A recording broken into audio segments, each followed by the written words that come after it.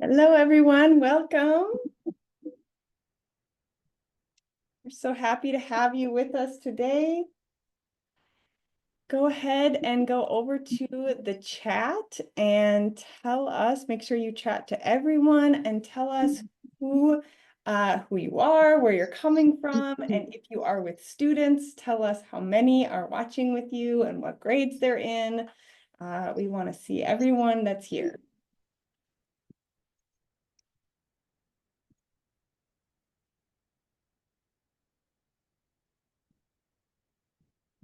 Wow, that was fast. Thank you, everyone. Okay, if you're just joining us, lots of people still joining. Come on in and tell us where you're coming from. Tell us if students are with you and how many are watching.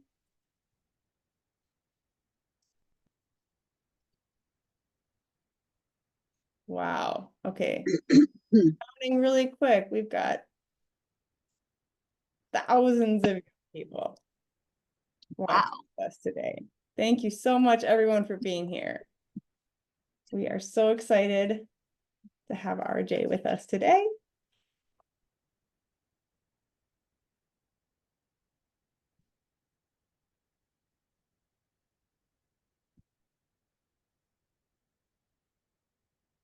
All right, we'll get started in just 1 minute.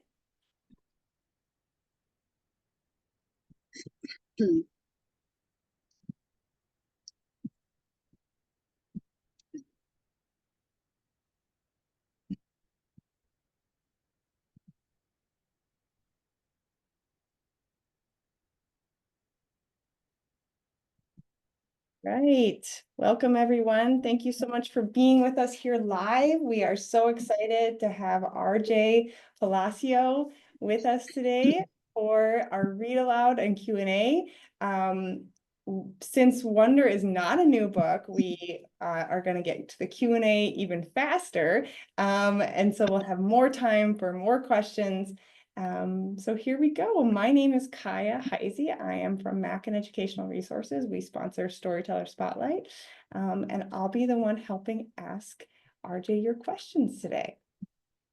Our special thanks to Random House Children's Books for helping us make this possible. When we get to the Q&A, we're going to use the Q&A function of Zoom. So there's the chat function and there's a Q&A function. Find the Q&A function and then put your questions in there. You can certainly still use the chat function to talk to each other or to tell anything you want to RJ. I will share the entire chat with her, and so she'll see everything that you say. If you are watching with students today and you take a picture, please tag us in it on social media so we can see all the fun that we're having together today. And just a quick plug for next month, we're having Jeff Kinney join us and George Takai join us. We're very excited about those two Storyteller Spotlights. So go to mackin.com and sign you and your students up for those. All right. So I am going, I forgot to introduce RJ. That's the important thing. RJ Palacio is the author of the #1 New York Times bestseller, Wonder, which has sold over 15 million copies worldwide. The book's message inspired the Choose Kind movement and has been embraced by readers around the world, with the book published in over 50 languages. Wonder was made into a blockbuster movie starring Julia Roberts, Owen Wilson, and Jacob Tremblay. Palacio's other best-selling books include 365 Days of Wonder, Mr. Brown's Book of Precepts, Augie and Me, 3 Wonder Stories, the picture book We're All Wonders, and the graphic novel White Bird, which is currently being filmed, well, it's currently out as a major motion picture starring Gillian Anderson and Helen Mirren. I'm going to hand it over to RJ to talk to you all for a few minutes, and then we'll get to the questions. Hi, thank you so much, Kaya, and thank you, Mackin, and thank you everyone from all over the world. I saw that there were people from Peru, and Texas and Pennsylvania, and hello to every Casablanca. I mean, my goodness. I am RJ Palacio. I'm so thrilled to be here with you. I'm sorry I'm in my car. Don't worry, I'm not driving. I was a little overscheduled today, and this was the best place for me to do this meeting with all of you. I am just thrilled to be here. Wonder has been out for a long time. It came out in February of 2012.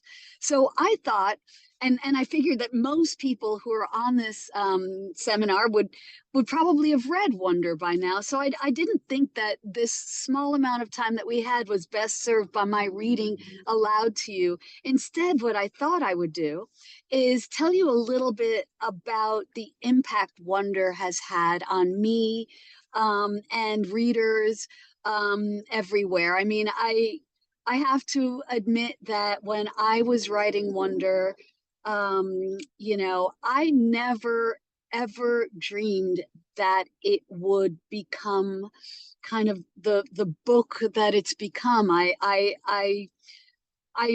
really didn't. I thought I was writing a little book that maybe some friends and family would read someday. It was a book that meant a lot to me, because I wanted to talk about kindness, and I wanted to talk about the things that I felt really needed to be talked about at the time. I honestly just thought, if I'm lucky enough to get it published, maybe a few people will read it. I certainly wasn't expecting for it to become as embraced as it's become over the years. I'm thrilled because I think that the message of kindness and being kind to one another is something that isn't valued enough. At least it wasn't when I was writing about Wonder. My older son had just finished fifth grade when I started writing Wonder. And to give you an idea of how long ago that was, my older son is 28 years old now, which is crazy to me. Um, but he had just finished fifth grade. It was his first year in middle school, and it was a tough year for him. It was a tough year because it's a difficult time for kids sometimes, going to a new school, transitioning friendships, um, trying to figure out who you want to be, what you want to be known for, where you're going to sit at lunchtime, who you're going to hang out with after school. These are all sort of, this is a challenging time. And and it's important throughout all of these changes that we always remember that the most important thing is to just remember who we are, and how much kindness means, because we want to be treated kindly. And I think the way to do that, the way to make sure that you're treated kindly, is to treat everyone else with kindness as much as possible. So that really is the overall message of Wonder, and I'm thrilled that it has been embraced by so many people around the world, and for so many years. I mean, it's well over a decade since Wonder first came out, and we're still talking about it. Um, I'm going to transition now, talk a little bit about Whitebird, because Whitebird is a book that's also very near and dear to my heart.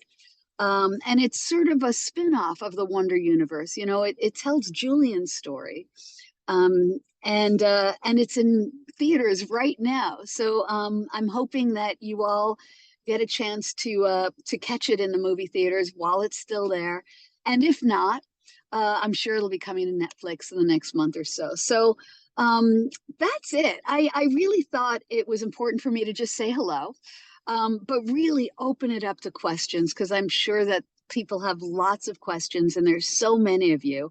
I'm very aware that there are some people on this call who have not finished Wonder. You're currently reading it. So I'm going to ask that any questions be really careful about any spoilers, in terms of, specific questions or answers. Let's not give anything away for wonder.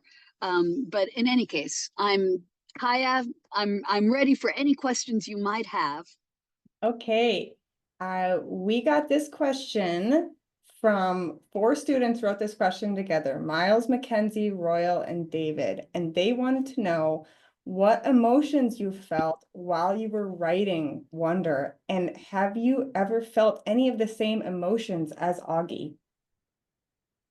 Wow, that is a really great question. And believe it or not, after all these years of taking questions, I've never been asked that. So kudos to you guys for thinking of that. All right.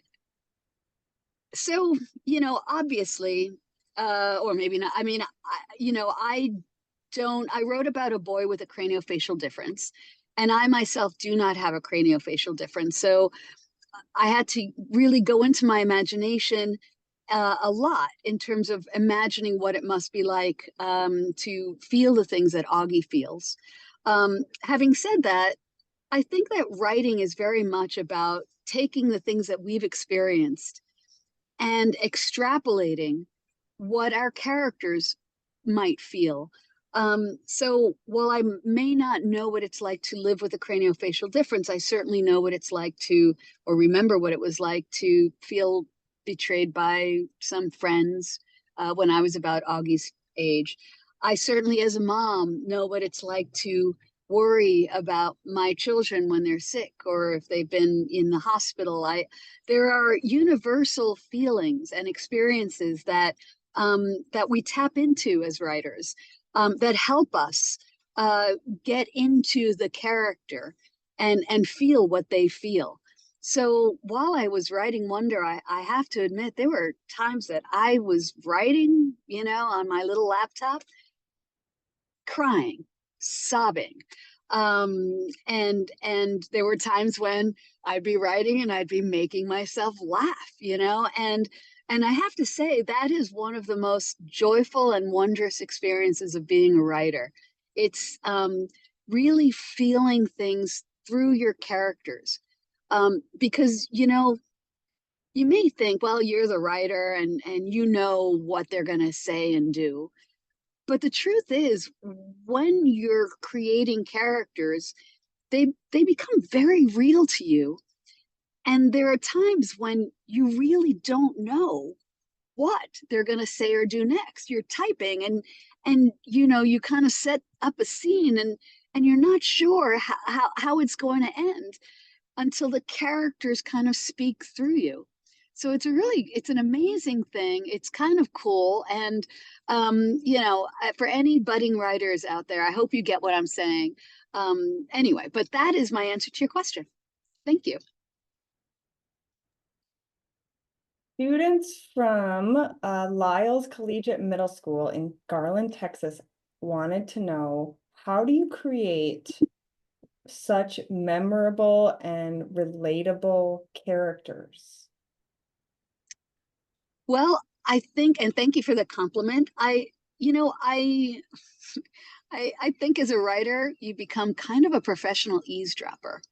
And by that I mean I listen a lot, and certainly, drop off and pick up at my son's school. I have 2 sons who were, as I mentioned, in middle school, and my younger son was in lower school, elementary school, when I was writing Wonder.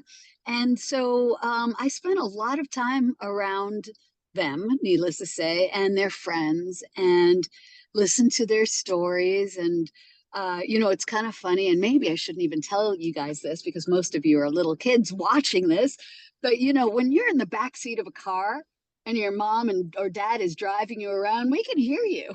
Like, but I would get so many great stories just, driving my kids around and their friends and hearing them talk to one another. Or, I would come home from work and, find 7 or 8 10-year-old boys in my living room playing, Halo, or whatever. And I'd go into the kitchen, but I could still hear them in the living room. And so I kind of feel like I learned how to speak boy speak or kids speak, just from interacting and engaging with my kids and their friends.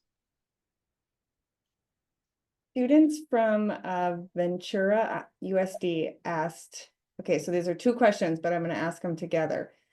Okay. What made you title the book Wonder? And then why did you choose to write it from different perspectives?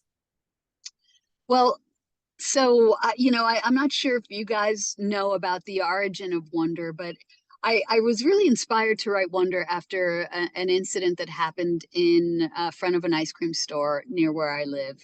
I was with my two boys, and my younger son was probably like 3 at the time. He was still in the stroller, and just to make a long story short, we found ourselves in close proximity to a little girl who had a very significant craniofacial difference.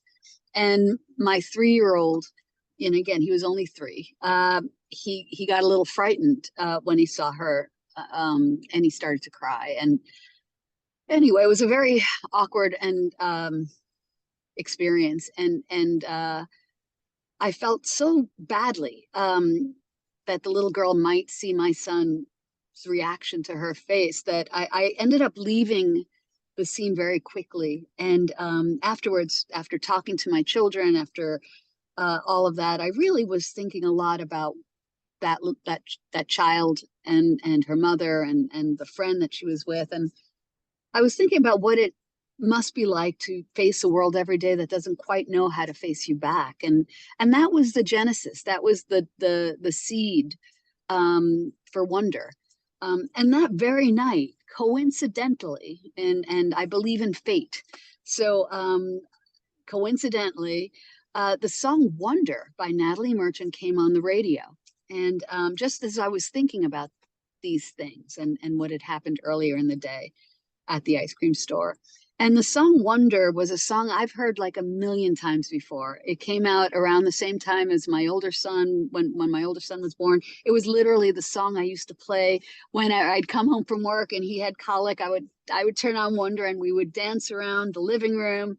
And it's a song about a child with extraordinary challenges.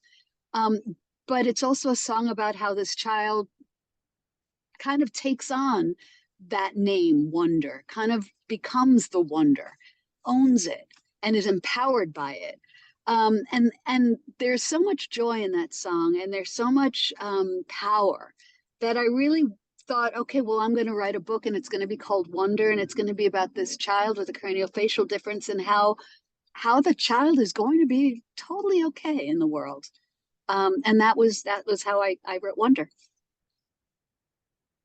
Mrs. Neal's 4th grade class is Wonder. Oh, wait, there was a second part to that question. Oh, sorry. Why? What was the No, second that part? was no problem. Why did you choose to write it from different perspectives? Oh yeah, from the, I didn't at first. I thought I was just going to write it from Augie's point of view, but at a certain point, I became, as an author, really curious about Via.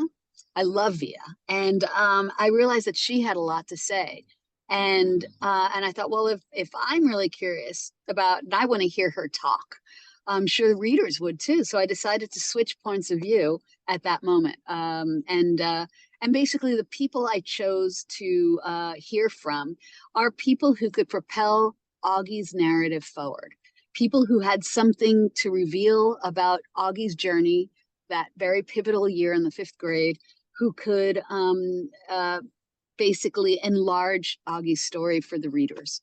And that's how I chose to write in different points of view. Mrs. Neal's 4th grade class asked, how did you feel when Wonder became a movie? And then other students have asked, were you involved? Well, you can imagine, I have nothing to do with movies. Hollywood to me is as far away and foreign as it must be to many of you, most of you. So here I wrote this little book. I had my little day job. And then suddenly, one day we find out that they want to make a movie of it, and then a couple months or a year later, oh, Julia Roberts is going to star in the movie, and so on and so forth. it was extremely exciting for my entire family, as you can imagine. I was involved. I was an executive producer, but basically what that means is that they really wanted me to be happy with their adaptation. So they would, they came to me with certain sort of news beforehand. Certain things were done already. Certain things they asked my opinion about, and that was basically it. I came to the movie set. I had long talks with the director. I got to meet the entire cast. We were all extras in the movie, which was incredibly fun. And it was an experience that I'll never forget. I mean, as anyone who's been a fan of Julia Roberts can imagine, hanging out with Julia Roberts is kind of like, yeah, it's kind of amazing, and my sons got to meet Owen Wilson, who they were like big fans of from Night at the Museum, and Mandy Patinkin, Inigo Montoya. And for them, I hadn't really gotten into Hamilton at the time. I have since, but at the time, my sons were really into Hamilton. So meeting Daveed Diggs was, huge. So yeah, that we all had like an amazing time, and it was an incredible experience. Captain in fourth grade asked, how long did it take you to write Wonder? It took me 1.5 years for the first draft to be done. And basically, that was because I had a full-time job. I had a regular 9 to 5 job in book publishing. I was an art director. And then, I'd come home from work and I had kids and there's, dinner and homework and all of that. So I got into this routine basically where I would get up at midnight and I would write until 3 in the morning every night. And I was really disciplined about it. And so that took me a year and a half. What do you think high school Augie is like? That's a good question. And there's a reason why I haven't written a sequel like that, though a lot of kids have asked. And the reason is I think that Augie has become such a beloved character to so many readers. They all imagine him for themselves. I get a lot of fan fiction and a lot of opinions about what Augie will grow up to be, for instance, and what is Augie doing in college, and in fact, children that I met at the time I was researching Wonder, because I started writing and then I started researching. Um, they're in college now, so they were little kids that with craniofacial differences. They were children that I met, and they're in college now, if not beyond that. So I would have a reference. I could go back to them and say, "How are you doing?" But I know how they're doing. They're doing great. And I've decided not to. So to answer your question, how is Augie doing? I think we can take from Wonder this, that Augie has everything he needs inside of him, including the love of his family and his friends, and also whatever courage he needs, whatever wit he needs. He already has it all inside of him. And he got through the fifth grade, which was probably the toughest year for him ever. And we can imagine that he brings all of those skills and all of everything he has inside of him every time he needs it. So he's going to be okay in high school. He's going to be great in college. Augie's going to have a great life. And that's just my prediction. When you were a kid, what kind of books did you like to read? I really, really was into Greek mythology, and I liked, but like if Rick Riordan had been writing when I was a kid, I would have totally been reading him. So I remember reading D'Aulaire's Book of Greek Myths, and then when I was a kid, there wasn't a lot of differentiation, believe it or not, between like kids' books and grown-up books. So I was like reading Edith Hamilton's Mythology, which is a book actually for adults. When I was in the fifth grade, I remember. And But I also loved Little Women. I loved, I really loved all of the Nancy Drew books and Judy Blume, of course. So, I read sort of all the classics. Anne of Green Gables, I'm trying to think, the Chronicles of Narnia. When I was a teenager, I really got into the Lord of the Rings. So yeah, I liked fantasy and I liked everything. I just love to read. Alex from South Mountain School wants to know, how old were you when you started writing? Oh, I've been writing my entire life. I was little. I was, I was 6 or 7, or as soon as I could write, I was writing stories. And my mom kept so many things, and so I could honestly look back and see, oh, here's my little short story from when I was in the second grade, and here's my little, book on Greek mythology when I was in the 5th grade. And, I retold the stories, the Greek myths. I recently came across a 200-page manuscript that I wrote for, there was a TV show called Battlestar Galactica when I was in high school, and I wrote fan fiction, and it was like 200 typewritten pages. So I was, I was 16, 15, I don't know. So I've been writing my whole life. Um, and even when I decided to go into art, and I made my career as an art director, I was always still writing at home. I was a closet writer. I would write at night. I just kept writing, even though nothing was going to be published from my writing.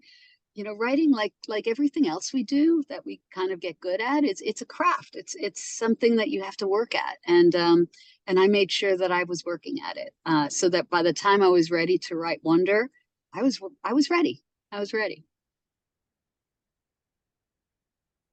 Yeah, I got two questions that are more about you. What does Oh, okay. RJ stand for? And then what state do you live in? Okay. RJ stands for Raquel. That's my first name. Jaramillo. That's my last name. And Palacio was my mother's maiden name. I'm Colombian. I'm of Colombian descent. Um, and so, my parents were immigrants in this country. And in Latin America, the custom is to take on your father's last name and your mother's last name. So Raquel Jaramillo Palacio, R.J. Palacio. And what I am in New York City. In fact, right now I am in Greenpoint in Brooklyn. Yeah, that's where I am. Spencer wants to know, what character in Wonder do you personally most relate to? Ooh, that's a great question. Um, you know, I'm glad you didn't ask me which is my favorite character, because I get asked that a lot and I simply can't answer it, because it's like asking a mom who's your favorite child. It's like, I love you all, and I do. I love all my characters. I even love Julian. I adore Julian. Julian has a story to tell too. But which I relate to the most, it wasn't until after I wrote Wonder, and a friend of mine that I've known for, since I was like 7 years old, read the book. And she said to me, you're Via, right? You know that. And I'm like, no, I didn't know that. And she's like, yeah, yeah. You were, and this friend knew me when I was Via's age, when I was 15. And she's like, yeah, you're totally Via. And then I realized that, oh yeah, I guess in a lot of ways I can relate to Via the most for whatever reasons. And yes, I did read War and Peace when I was 15 years old. So that is true. War and Peace, by the way, for any older readers, it's a great read. You should totally read it. It's not hard. It's really dramatic. It's like, I don't know, it's like watching a soap opera. It's great. So anyway, yes, that's the answer. Max from Oakland asked, are there any characters in Wonder based on people that you know? Well, all of the characters are kind of sort of mashups of people I know, if that makes any sense. Like the character of Augie really kind of was a mashup a little bit of my son, Caleb, and a really good friend of his named Ben, who used to have kind of long hair and he'd kind of wear it in front and Ben used to mumble a lot when he was a kid and I whenever I was sort of picturing Augie, I would picture kind of Ben talking. But you know, in terms of Augie's interests, you know, Star Wars and school and science and stuff, that was all kind of like my older son. Jack Will, for instance, Jack, my older son again had a friend named Jack who used to come over for play dates with his younger brother Will. And so whenever their mom, Stephanie, would come over to pick them up, she would say, "Okay, Jack, Will, time to go." And that name kind of stuck with me, you know. And Summer was literally based on a little girl I knew at that time named Summer, who was the sweetest, kindest girl. She was, I remember I would tell her mom, it's like, "Oh my God, she's so sweet." And the mom would say, "I know, you know, she was just one of those children that really like you remember because they were just absolutely wonderful, sweet human beings." Were you in the Whitebird movie as an extra? I was very, very, very briefly in the first opening, like minute of the movie.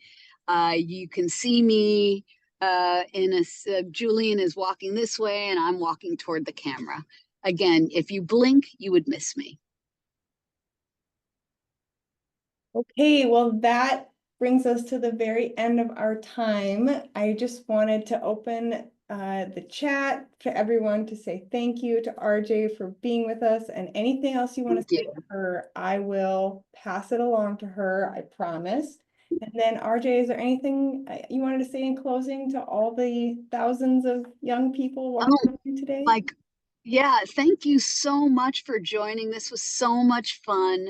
I'd love to do it with you guys again. You know, your questions have been really, really amazing. And thank you, Kaya, for facilitating. I really, this was a lot of fun. Thank you. Of course. And I'll just say thank you to all the students who gave us questions. We cannot do this without you. So thank you for showing up and asking great questions. You guys are fabulous. Yeah. You can all watch this tomorrow. If you want to watch it again, we'll send out the link to your teachers. Thanks, everyone. Bye. Thank you. Bye. Thank you.